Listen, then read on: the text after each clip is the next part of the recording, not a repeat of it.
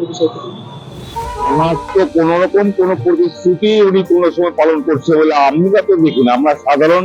আমরা কোন রাজনৈতিক দলের সক্রিয় কর্মী না। আমরা সবসময় ফলো করি কে কি কাজ করলো।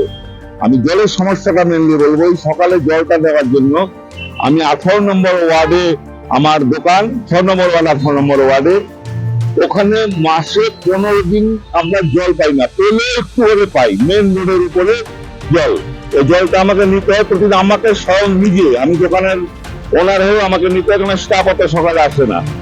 এবার এই জল নেওয়ার জন্য আমাকে বিভিন্ন জায়গা থেকে জলের ব্যবস্থা করতে হয়।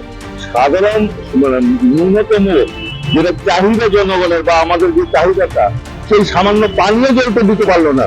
কখনো আপনার ওই তিস্তাতে বন্যা হয়েছে, কখনো লাইন হচ্ছে, কখনো ইনটেক ওয়াল হচ্ছে, কখনো কি হচ্ছে, বছরের পর বছর এইসব গল্পগুলোই উঠে চলে যাচ্ছেন।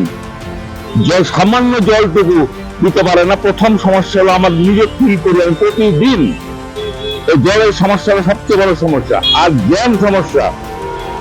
হঠাৎ একদিন আমি স্টেডিয়ামে মমতা দিদি এসে বললেন, আমি টিভিতে দেখতেছি আমার ভাষণ বছর দুখানে আগে, দেখেছেন কত কি করে দিয়েছি, এখন আপনাদের শিলিগুড়িতে কোন যানজট সমস্যা নেই।